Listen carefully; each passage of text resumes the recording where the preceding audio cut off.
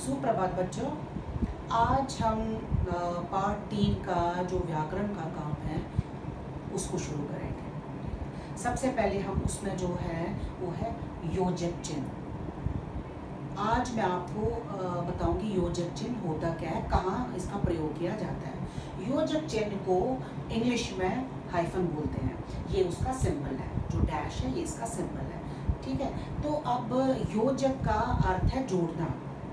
योजक का अर्थ है जोड़ना, जो दो शब्दों को आपस में जोड़े उसको बोलते हैं योजक। जो चिन्ह दो शब्दों को जोड़े उसको बोलते हैं योजक चिन्ह, जोड़ने का काम करता है। जैसे योजक चिन्ह दो शब्दों के बीच में आकर जोड़ने का काम करता है। जैसे माता सिंबल ये योजक चिन्ह है, और पिता माता, ऐसे हम लिखेंगे माता और पिता। यहाँ पर और भी लग सकता है, लेकिन जब हम योजक चिन्ह प्रयोग करते हैं वहाँ पर हम ये वाला सिंबल डालते हैं। माता पिता, आना जाना, बीच में योजक चिन्ह आ गया। ये दो शब्दों को जोड़ता है, और का काम करता है यहाँ पर। ठीक है, इसी तरह लगातार दो बार आने वाले शब्दों के बीच में भी योजक चिन्ह का प्रयोग किया जाता है।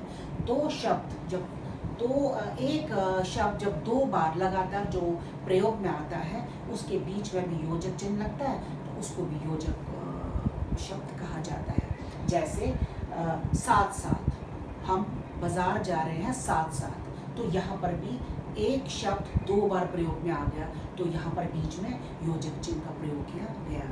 इसी प्रकार कई बार किसी की तुलना करने या समानता बताने के लिए योजक चिन्ह का प्रयोग किया जाता है।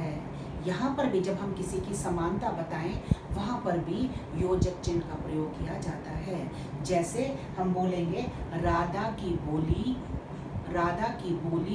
कोयल सी मीठी है। हमने कोयल सी मीठी, कोयल की जो आवाज़ है बहुत ही मीठी होती है, तो हमने उसकी राधा की तुलना कोयल की मीठी आवाज़ के साथ करी। तो कोयल सी, जो यहाँ पर कोयल सी, उसमें भी योजक चिन्ह का प्रयोग किया जाता है। या हम ऐसा भी बोल सकते हैं, जैसे सीता का बेटा राम सा आज्ञाकारी पुत्र है। सीता का बेटा राम सा आज्ञाकारी पुत्र है। यहाँ पर हमने सीता के बेटे और राम की आज्ञाकारी जो उसका राम के साथ उसकी समानता दिखाई। ठीक है, तो इसको बोलते हैं योजक चिन्ह। या जैसे मैंने यहाँ पर आपको बोला कि दो बार आने वाले शब्दों के बीच में भी लगता है, लेकिन कहीं एक शब्द को अगर एक से ज़्यादा बार प्रयोग किया जाए वहाँ पर भी योजक चिन्ह का प्रयोग किया जाता है। जैसे जब हम कभी कविता पढ़ते हैं, आज टप टप टप टप बारिश गिर रही थी, या छम छम छम छम बारिश गिर रही थी। हमने टप टप टप टप 4 बार प्रयोग किया। हर टप योजक चिन्ह, टप योजक चिन्ह, टप योजक चिन्ह, टप। तो हमने एक शब्द टप शब्द को कई बार प्रयोग किया, और हर बार प्रयोग करने बीच में हमने योजक चिन्ह का प्रयोग किया जाता है।